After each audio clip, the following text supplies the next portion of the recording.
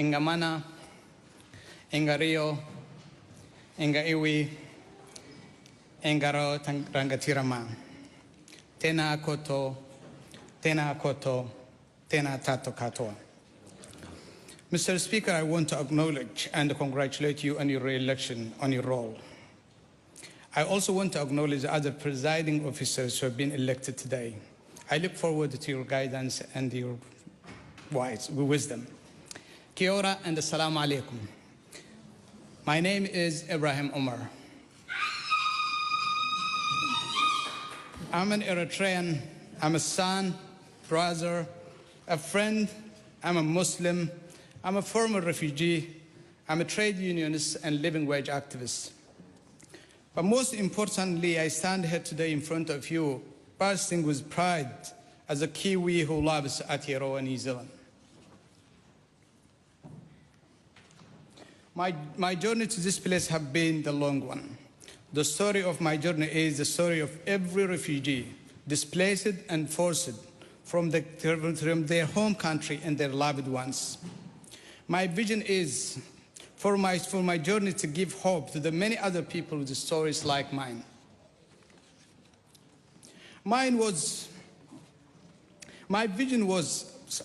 My journey began 15,000 kilometers away in a beautiful small East African country called Eritrea.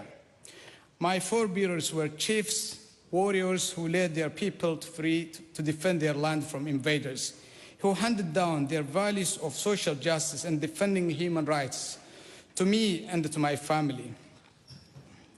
My grandfathers were leaders in their villages and their clans. Our family slowly moved to the city, and my father went to the school and learned many languages. My mother was a loving mom to me and my 4 brothers and my sister. Mine was a happy and typical Eritrean upbringing. I grew up in a tolerant society where people from different cultures and religious backgrounds embraced each other. My extended family were Muslims, but our neighbors were Christians, and we shared our lives together.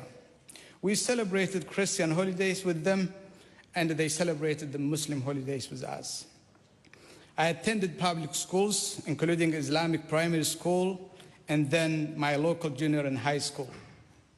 It was a loving and tolerant environment, culturally conservative, but with a strong sense of social justice and standing up for people who didn't have enough.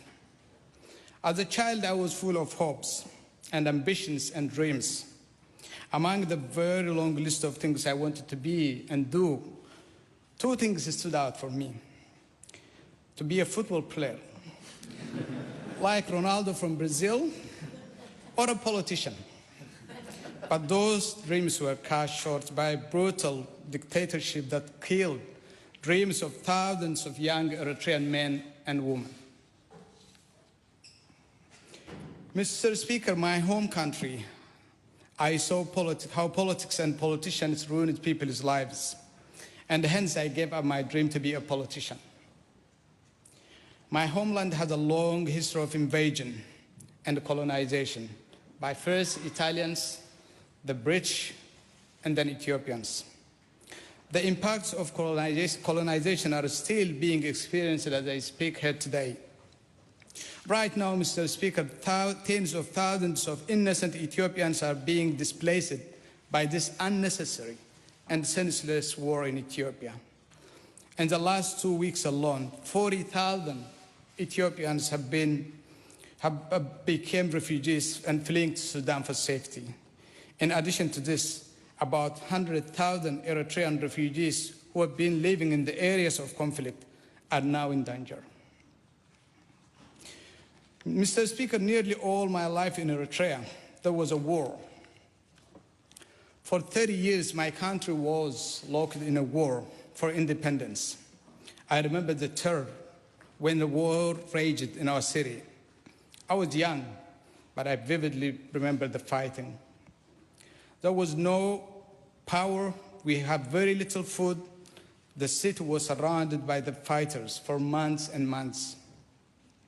Then independence was declared in Eritrea. I saw music and dancing, people on the streets all the time day and night for about a month. We believed that Eritrea could be the shining star for Africa, everywhere else there were coups and civil wars. But our country was betrayed by the same people who fought for Eritrea, who fought to free Eritrea from colonizers. They took away our dreams. And now, Mr. Speaker, Eritrea is one of the biggest refugee-producing countries per capita in the world. I was drafted to the National Service at a very young age as a high school student. I was subject to extreme hardships. The National Service in Eritrea is meant to be for 18 months, but in reality, it's indefinite. Once you are in, there is no way out of it. Eritrea was and still is a place where citizens disappear for no reason. Mr. Speaker, gross human rights abuses, arbitrary arrests, and imprisonment are normal. I knew I had no choice but to leave before my time came. So, Mr. Speaker, I left behind everything I loved. My country, my family, my friends, and my dreams, including the long list of things I wanted to be and do. The chance of making it to Sudan was probably about 50-50. Lots of people don't make it. At the time, there was a shoot-to-kill policy for deserters. I took the risk. I said to myself, I would rather die trying to escape than die slow deaths in Eritrea. Weeks later, I made it. I crossed the border and handed myself into the UNHCR camp and the Sudanese authorities, and I was granted refugee status to stay in Sudan. 5 years later, I came to New Zealand as a refugee. I had never heard of this place, to be honest. But an immigration officer told me it was one of the most peaceful countries in the world. That was good enough for me, because I was sick and tired of looking over my shoulder. I arrived in Aotearoa on 15th of May 2008. From the moment I landed Auckland Airport, I felt the Manakitanga and Aroha that this country is known for. After 6 weeks in Mangra, I moved to Wellington to start a new life. My early life in New Zealand wasn't easy. I got a job as a security guard, but I left it after I was attacked and beaten in the middle of the night. I did farm work, fruit picking, and started cleaning. My low wages meant I couldn't save to study, and in order to support my family back home, I picked up more and more hours until I was doing 80 hours a week. 10 years ago, Mr. Speaker, I was cleaning at the Te Herengawaka, Victoria University of Wellington. I worked with some of the hardest people I know. Some of them are here today, Rebecca, Awak, and Emma. All I did was clean, day and night. I didn't have a life. I didn't meet people. I wasn't active in the community. I didn't have a time to think or even dream. Then one day in 2013, my union organizer asked me to speak at the forum at Victoria University to challenge the mayoral candidates to make a commitment to pay a living wage.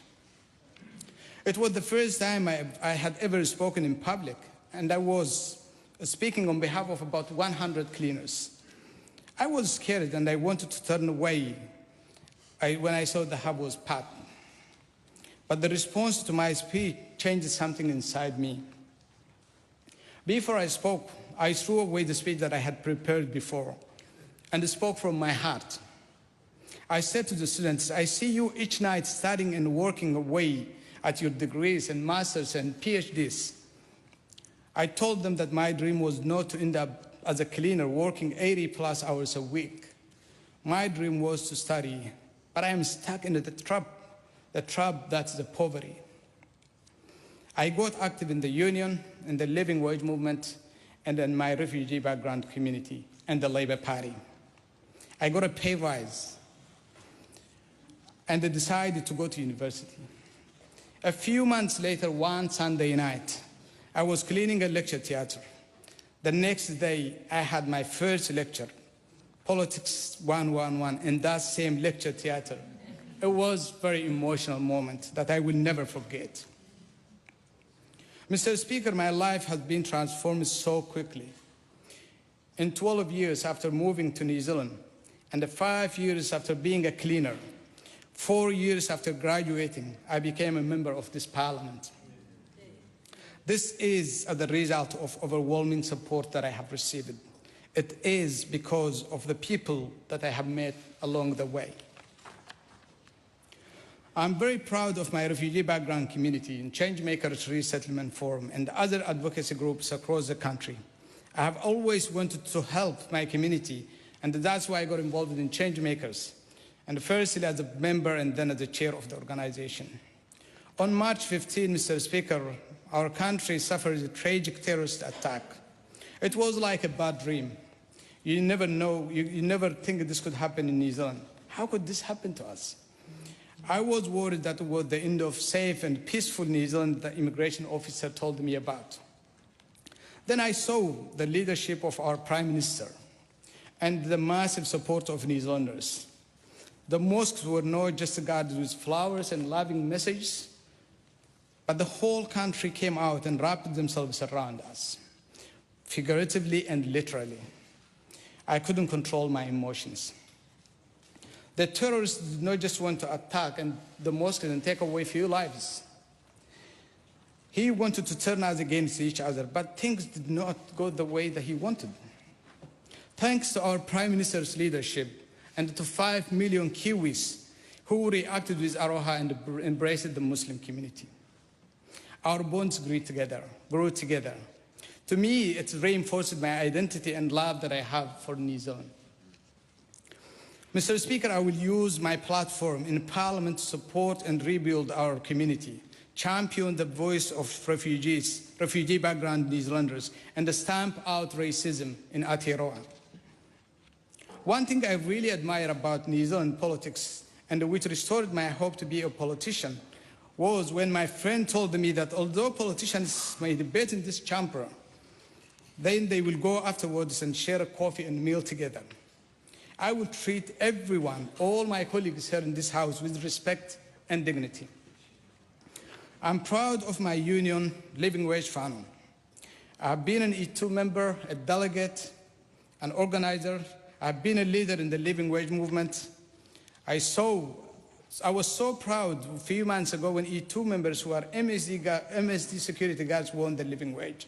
When I recruited them, I told to join the union, I told them that we will win the living wage if we all stand up together.